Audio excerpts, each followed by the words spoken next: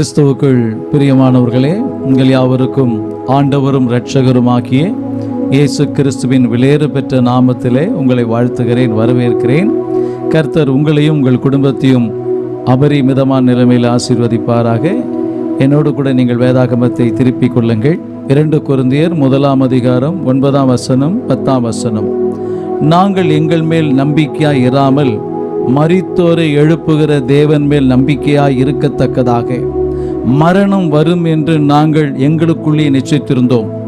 அப்படிப்பட்ட மரணத்தினின்றும் அவர் எங்களை தப்புவித்தார், இப்பொழுதும் தப்புவிக்கிறார், இன்னும் தப்புவிப்பார் என்று அவரை நம்பியிருக்கிறோம். அருமையானவர்களே, அப்போஸ்தலனாகிய பவுல் தான் ஊழியம் செய்த காலத்திலே ஆசியாவிலே எங்களுக்கு நேரிட்ட உபத்திரவம் என்று பவுல் குறிப்பிட்டு சொல்லுகிறார். ஆசியா தேசத்தில் அவர் ஊழியம் செய்கிற அந்த காலகட்டத்திலே சொல்ல முடியாத உபத்திரவங்களையும் பாடுகளையும் தேவனுடைய ராஜ்யத்துக்காக அவர் அனுபவித்தார். அப்படிப்பட்ட சூழ்நிலையில இனி எப்படி தப்பி பிழைப்போம் என்கிற ஒரு நம்பிக்கையற்ற சூழ்நிலை அவருடைய வாழ்நாளில் காணப்பட்டது. பிரியமான கர்த்தருடைய பிள்ளைகளே, நிச்சயமாக மரணம்தான் தனக்கு சம்பவிக்கும் என்று சொல்லி அவர் எதிர்பார்த்தார். அப்படிப்பட்ட உபத்திரவம் அவருடைய வாழ்க்கையில காணப்பட்டது. உபத்திரவங்களை பற்றி பவுல் விவரிக்கும் பொழுது தேவன் அதிலிருந்து அவரை எவ்விதமாக பாதுகாத்தார், தப்புவித்தார், எப்படி தப்புவிக்கிறார், இனிமேல் எப்படி தப்புவிப்பாருங்கிறதான நம்பிக்கை பற்றியெல்லாம் அவர் விவரித்து சொல்லும் பொழுது நமக்கு ஆச்சரியமாக இருக்கிறது.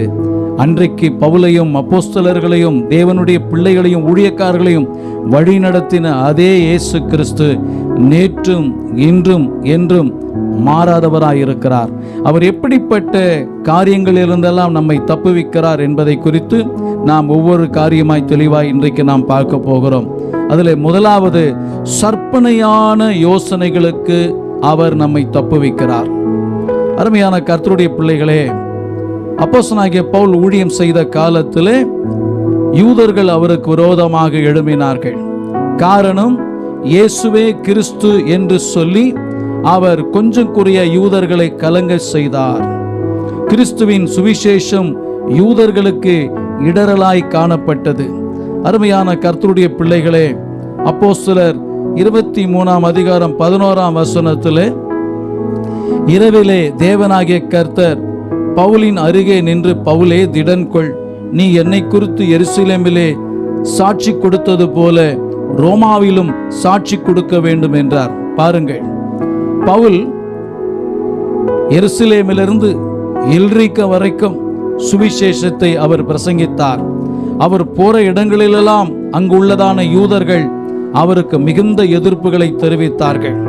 போற இடங்களெல்லாம் யூதர்கள் கலகம் செய்தார்கள். அருமையான கர்த்தருடைய பிள்ளைகளே, சுவிசேஷம் அறிவித்தது நிமித்தம் அவர் பிடிபடுகிறார். சுவிசேஷம் அறிவித்தது நிமித்தம் அவர் கட்டப்படுகிறார். அவரை அங்கிருந்து அவர்கள் எருசலேமிலிருந்து அவர்கள் பிடித்து ரோமுக்கு அவர்கள் அனுப்புகிறார்கள். இது தேவன் ஏற்கனவே அவருக்கு சொன்னார், நீ எருசலேமிலே என்னை குறித்து சாட்சி கொடுத்தது போல ரோமாவிலும் நீ சாட்சி கொடுக்க வேண்டும் என்று சொன்னார். பிரியமான கர்த்தருடைய பிள்ளைகளே, இப்பொழுது அவர் ரோமாவுக்கு அழைத்து செல்லப்படுகிறார். அவர் எருசலேமிலிருந்து செசரியாவுக்கு கொண்டு செல்லுகிற வழியிலே அவரை கொலை செய்ய வேண்டும் என்று யூதர்கள் சதித்திட்டம் செய்கிறார்கள். ஏறக்குறைய 40க்கு அதிகமான யூதர்கள் ராப்பகல் புசியாமலும் குடிக்க மாட்டோம் என்று சொல்லி அவரை கொலை செய்வோம் என்று சொல்லி அவர்கள் சபதமேற்று காத்திருக்கிறார்கள். இந்த செய்தியை பவுலினுடைய சகோதரின் மகன் கேள்விப்பட்டு அந்த செய்தியை 100க்கு அதிபதியிடத்திலே அவன் சொல்லுகிறான். எனக்கு அருமையான கர்த்தருடைய பிள்ளைகளே, அந்த 100க்கு அதிபதி அவரை பாதுகாக்க வேண்டும். அவரை கைது, அவர் ஒரு ரோம பிரஜை, எனவே அவரை பாதுகாக்க வேண்டும் என்று சொல்லி அவரை கொண்டு போய் ரோமாவிலே ராயனுக்கு முன்பாக அவரை ஒப்படைக்க வேண்டும் என்று சொல்லி அவரை பாதுகாப்பதற்காக 100க்கு அதிபதி 200 காலாட்களையும் 70 குதிரை வீரர்களையும் 200 ஈட்டிக்காரர்களையும் அவருக்கு பலத்த பாதுகாப்பு கொடுத்து அவரை பாதுகாத்து அழைத்து செல்லுகிறார்கள். தேவன் அந்த யூதர்களுடைய சற்பனையான யோசனைகளுக்கு தேவன் அவரை தப்புவிக்கிறார் என்பதை நாம் பார்க்கிறோம்.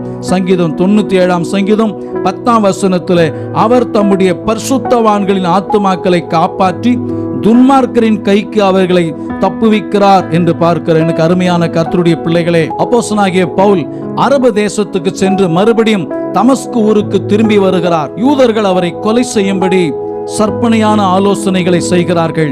இது அப்போஸ்தலர் 19 அதிகாரம் 23 வசனத்திலே நாம் பார்க்கிறோம். அருமையானவர்களே, அந்த சற்பனையான யோசனை என்னவென்று சொன்னால் 2 கொரிந்தியர் 11 அதிகாரம் 32 வசனம் 33 வசனம் பார்க்கிறோம். தமஸ்குவிலே அரேத்த ராஜாவின் படைத்தலைவன் பவுலை பிடிப்பதற்காக பட்டணத்திலே பலத்த காவல் வைத்தான்.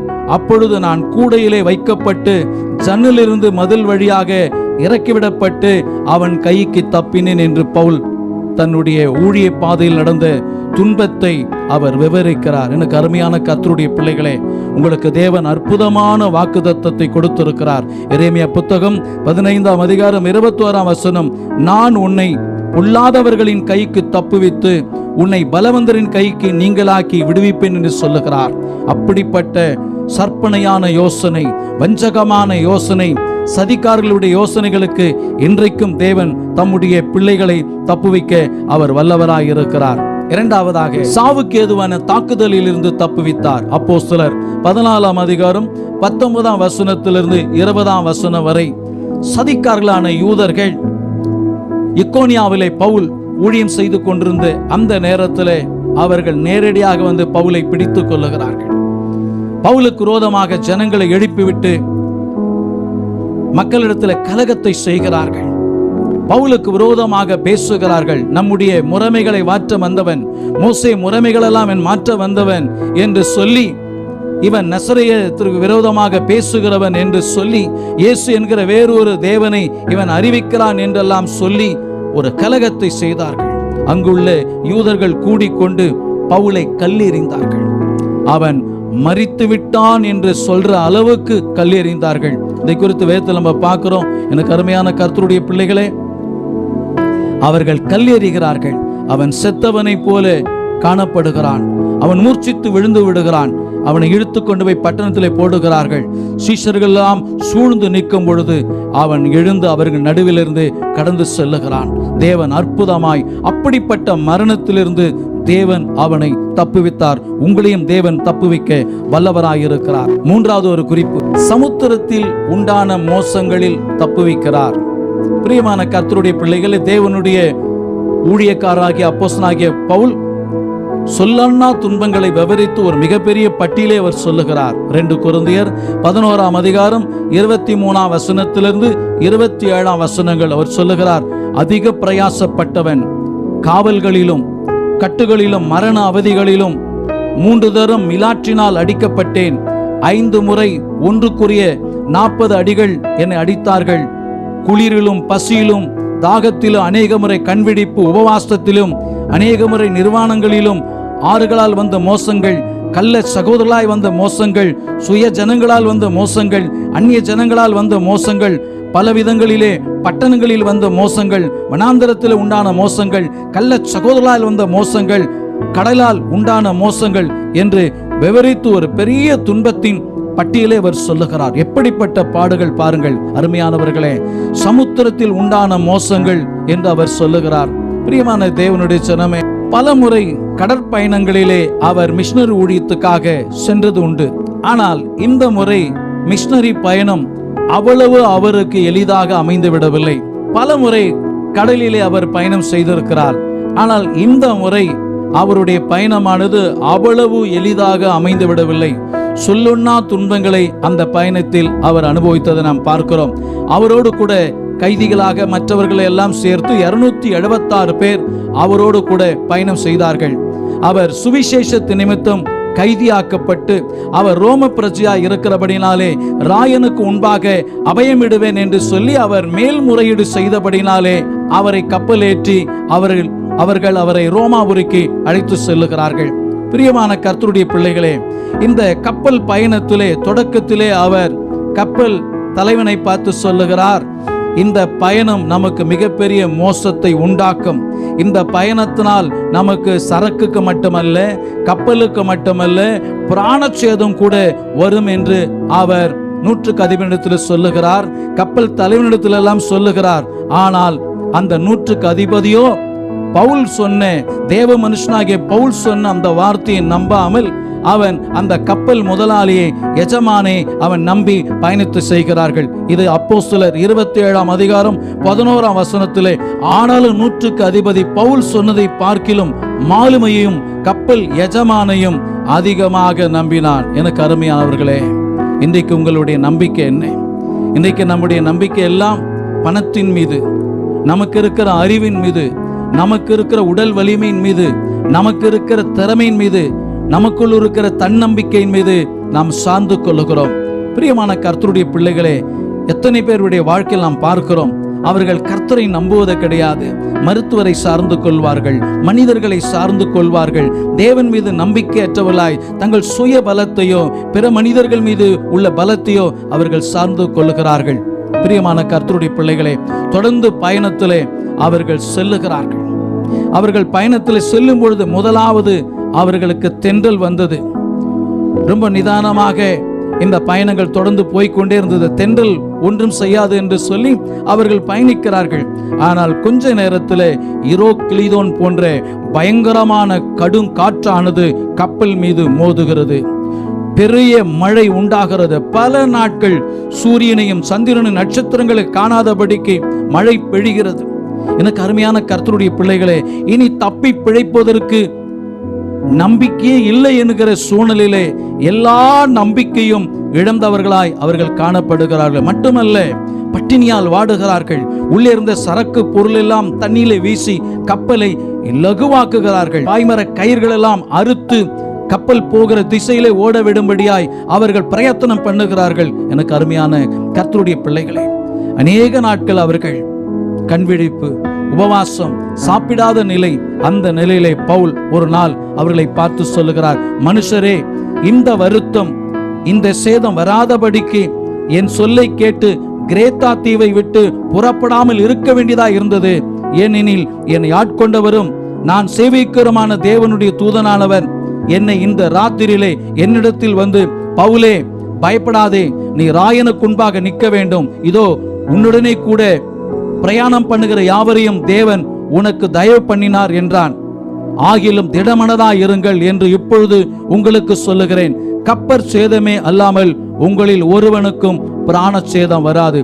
இது அப்போஸ்தலர் 27ஆம் அதிகாரம் 21ஆம் வசனத்திலிருந்து 24ஆம் வசனம் வரைக்கும் நாம் பார்க்கலாம். எனக்கு அருமையான கர்த்தருடைய பிள்ளைகளே, உங்களில் ஒருவருக்கும் கப்பற் சேதமே அன்றி பிராண சேதம் வராது. ஒருவேளை உங்கள் வாழ்க்கையிலே நீங்கள் வேதனையோடு படுத்துக்கொண்டு, துன்பத்திலே நடந்து கொண்டு, கண்ணீரிலே வாழ்ந்து கொண்டு, எல்லாத்தையும் நம்ம இழந்து விடுவோமோ, நம்முடைய ஜீவன் போய்விடுவோமோ, இனி தப்பி பிழைப்பதற்கு வழி உண்டா, ஒரு மார்க்கம் இருக்கிறதா என்று சொல்லி நீங்கள் அங்கலாய்த்து கொண்டிருப்பீர்கள் சொன்னால், கப்பற் சேதமே அன்றி பிராண சேதம் உங்களுக்கு வராது என்று சொல்லி பவுல் அவர்களை தைரியப்படுத்துகிறார். எனக்கு அருமையான கர்த்தருடைய பிள்ளைகளே, பவுல் சொன்னபடி அவரோடு கூட பயணித்த 276 பேரில் ஒருவர் கூட சாகவில்லை, ஒருவர் கூட மரித்து போகவில்லை. கப்பல் சொரிமணலிலே அது சிக்கி ஒரு தீவின் அருகே கப்பல் நின்று விட்டது. நாங்கள் தப்பி கரை சேர்ந்த போது அந்த தீவின் பேர் மெலித்தா என்று அறிந்தோம். அப்போஸ்தலர் 28ஆம் அதிகாரம் 1ஆம் வசனத்திலே பார்க்கிறோம். எனக்கு அருமையான கர்த்தருடைய பிள்ளைகளே, கர்த்தர் சமுத்திரத்தினால் உண்டான மோசங்களில் பவுலையும் அவனை சேர்ந்தவர்களையும் அற்புதமாய் காப்பாற்றினார். 4வதாக, சர்ப்பத்தின் விஷத்துக்கு தப்புவித்தார். அப்போஸ்தலர் 28ஆம் அதிகாரம் 3ஆம் வசனம் 4ஆம் வசனம், பவுல் சில விறகுகளை வாரி அந்த நெருப்பின் மேல் போடுகையில் ஒரு விரியன் பாம்பு அனல் உரைத்து புறப்பட்டு அவனுடைய கையை கவ்விக்கொண்டது. விஷப்பூச்சி அவன் கையிலே தொங்குகிறதை அந்நியராகிய அந்த தீவார் கண்டபோது, இந்த மனுஷன் கொலைபாதகன், இதற்கு சந்தேகமே இல்லை, இவன் சமுத்திரத்துக்கு தப்பி வந்தோம், பழியானது இவனை பிழைக்க ஒட்டவில்லை என்று தங்களுக்குள்ளே சொல்லிக் கொண்டார்கள். பாருங்கள், அடர்ந்த மழை, அந்த மழை நேரத்தில் நெருப்பு மூட்டி அங்கே குளிர் காய்ந்து கொண்டிருக்கிறார்கள் அந்நியர்களாகிய மெலித்தா தீவார். இந்த கைதிகள் எல்லாம் சென்று அந்த நெருப்பண்டையில நிற்கும் பொழுது அவர்கள் அழைக்கிறார்கள், வந்து எங்களோடு கூட உட்கார்ந்து குளிர் காய்ந்து கொள்ளுங்கள் என்று சொல்லி சேர்த்துக் கொள்ளுகிறார்கள். அந்த அந்நியர்களுடைய அன்பு சிறப்பான ஒரு அன்பாதான் இருந்தது. ஆனால் அவர்களுக்கு உதவியா இருக்க வேண்டுமே என்று சொல்லி பவுல் அங்கே விறகு குச்சிகளை எடுத்து பெருக்கி எடுத்து அவர் நெருப்பிலே போடுகிறார். ஆனால் அதில் மறைந்திருந்த ஒரு விரியன் பாம்பானது பவுலுடைய கையை அப்படியே கடித்து கவ்விக்கொள்கிறது. அவர் அதை உதறி நெருப்பிலே போடுகிறார். அவர்கள் நினைக்கிறார்கள் இவன் சடுதியாய் வீக்கம் கண்டு சாவான் என்று சொல்லி எதிர்பார்த்தார்கள். அருமையானவர்களே, எவ்வளவு பெரிய ஒரு துன்பம்! சமுத்திரத்துக்கு இவர் தப்பிவிட்டார், ஆனால் இனி சாவுக்கு தப்ப முடியாது, இவன் கொலைபாதகன், இதற்கு சான்று இது ஒன்றே போதும் என்று சொல்லி அவர்கள் எதிர்பார்த்தார். ஒருவர் கூட ஓடி வந்து பவுலுக்கு ஏதாவது ஒரு வைத்தியத்தை செய்வார்கள் என்று சொன்னால் கிடையாது. இன்னைக்கு கூட அநேக நேரங்களிலே கர்த்தருடைய பிள்ளைகள் வட இந்தியாவிலும் மிஷனரி ஊழியம் செய்கிற அநேக கர்த்தருடைய பிள்ளைகள் அநேகரால் கைவிடப்படுகிற ஒரு சூழ்நிலை. அவர்களுக்கு யாரும் கிடையாது. அந்த நேரங்களிலே உதவி செய்ய கர்த்தரை தவிர ஒருவரால முடியாது. 2 தீமோத்தேயு 4ஆம் அதிகாரம் 16ஆம் வசனத்திலே பார்க்கிறோம், ஒருவனும் என்னோடு கூட இருக்கவில்லை, எல்லாரும் என்னை கைவிட்டார்கள். பாருங்கள், எல்லாரும் கைவிடுகிற ஒரு சூழ்நிலை. ஒருவேளை உங்களை எல்லாம் கைவிட்டு இருக்கலாம், உங்களை விட்டு எல்லாம் விலகி போயிருக்கலாம். நீங்க என்ன பாவம் செய்தீர்களோ அதனால் தான் தேவன் உங்களை அடித்து விட்டார், அதனால் தான் உங்களுக்கு இந்த வியாதி வந்திருக்கிறது, அதனால் தான் நீங்கள் கஷ்டப்படுகிறீர்கள், நீங்கள் மறைமுகத்திலே ஏதோ தவறு செய்திருக்கிறீர்கள் என்று சொல்லி உங்களை பற்றி தவறான சிந்தை மக்கள் கொண்டிருக்கலாம். எனக்கு அருமையான கர்த்தருடைய பிள்ளைகளே, இன்னைக்கு ஊழியம் செய்கிற கர்த்தருடைய பிள்ளைகளுக்கு, நல்ல பரிசுத்தவான்களுக்கு விரோதமாய், நல்ல விசுவாசிகளுக்கு விரோதமாய் மற்றவர்கள் நினைக்கிற காரியம், ஒரு ஊழியக்காருக்கோ கர்த்தருடைய பிள்ளைக்கோ விசுவாசிக்கோ துன்பம் வரும்போது மற்றவர்கள் நினைக்கிற காரியம், இவன் ஏதோ பாவம் செய்திருக்கிறான், அதனாலதான் இவனுக்கு இந்த துன்பம் என்று சொல்லி நினைக்கிறார்கள். அப்போஸ்தலர் 28ஆம் அதிகாரம் 5ஆம் வசனம் 6ஆம் வசனத்திலே, அவன் அந்த பூச்சியை தீயிலே உதறி போட்டு ஒரு தீங்கு அடையாதிருந்தான், அவனுக்கு வீக்கம் கண்டு அல்லது சடுதியாய் விழுந்து சாவான் என்று அவர்கள் பார்த்து கொண்டிருந்தார்கள். வெகு நேரமாய் பார்த்து கொண்டிருந்தோம், ஒரு சேதம் அவனுக்கு வராததை கண்டபோது வேறு சிந்தையாகி இவன் தேவன் என்று சொல்லிக் கொண்டார்கள். பாருங்கள், எனக்கு அருமையான கர்த்தருடைய பிள்ளைகளே, சற்று நேரத்துக்கு முன்பாக இவனை கொலைபாதகன் என்று சொல்லி அவர்கள் சிந்தித்தார்கள். சமுத்திரத்துக்கு தப்பியும் இவன் சர்பத்துக்கு தப்பவில்லை, சாவு இவனுக்கு இன்னும் கொஞ்ச நேரத்தில் வந்துவிடும் என்று சொல்லி எவ்விதமான உதவியும் செய்யாமல் அவர்கள் அவனுடைய மரணத்தை காண்பதற்காக காத்திருந்தார்கள்.